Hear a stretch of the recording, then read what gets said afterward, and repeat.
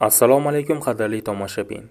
Iltimos, videoroliklarimiz keng tarqalishi uchun like tugmasini bosib qo'yishni unutmang. Rustam degan bir cho'pon do'stim bo'lardi. Unga odamlar qo'y echkilarni boqish uchun berishardi. U har yil bahordan to qishgacha tog'larda qo'y echkilarni boqardi. U yaqin do'stim bo'lganligi uchun goh-gohda borib uni ko'rib kelardim. Telefonda gaplashib turishimiz ham mumkin edi.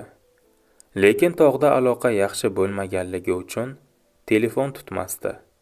Bir kuni bozor o'char qilib, do'stimni ko'rishga bordim. O'tirib suhbatlashdik. Tog'ning musaffo havosidan to'yib bahra oldim. Har gal kelganimda do'stim xushchaqchaq, meni ko'rganida xursand bo'lardi.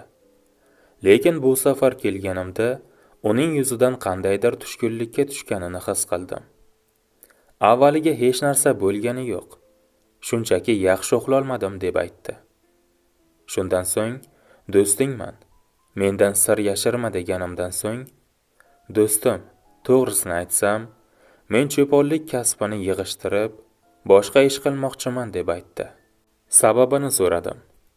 Bir haftadan buyon har kuni kechqurun bitta-ikkitadan qo'y yo'qolayotganligini, ularning egalariga nima deb javob berishini o'ylab, kayfiyati yo'q holatda yurganini aytdi. Shunda men unga aytdim: "Do'stim, bu masalada men senga yordamlashishga harakat qilaman. Bir hafta shu yerda sen bilan birga qolaman. Kechasi birgalikda qorovullik qilamiz. Qo'ylarni nima olib ketayotganiga aniqlik kiritamiz. Shunda sen ham kasbingni o'zgartirmaysan. Yo'qolgan qo'y echkilarning egalarini bir amallab rozi qilamiz" dedim. U rozi bo'ldi. Shundagina uning yuziga qizil yugurdi. O'sha kuni kech tushgach, o'zimizga kerakli qurol-aslahalarni olib, qorovullikni boshladik. Uxlab qolmaslik uchun do'stim bilan u yoq bu yoqdan suhbatlashdik. Suhbatimiz qiziganidan soat kechasi 2 bo'lganini sezmay ham qolibmiz. Shu payt qo'ylarning ovozi baland chiqa boshladi.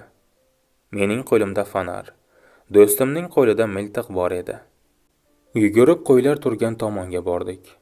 Borsak qo'ylar nimadandir qattiq seskangan. Lekin hech narsa yo'q edi. Hamma joyni yaxshilab ko'zdan kechirgach, qaytib kulbachaga keldik. Yana o'tirib, uxlab qolmaslik uchun yoshlik davrlarini esladik.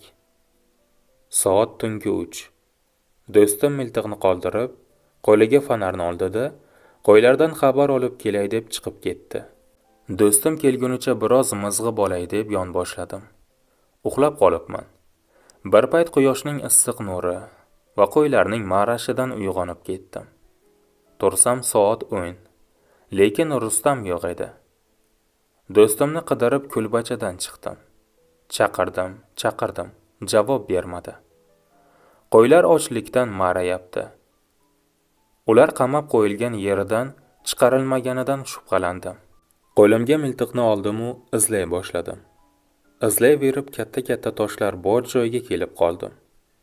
Toshlar oralab borarkanman, oldimda dahshatli bir katta ilon toshga mahkam o'ralgancha yotardi. Qo'rqib ketdim. Hayolimga bir fikr keldi. Balki qo'ylarni mana shu ilon yutgandir. U aniq nimanidir yutgan. Uni hazm qilish uchun toshga o'ralgancha yotardi. Miltiqni oldim-u qoq peshonasidan otdim. Ilon o'ldi.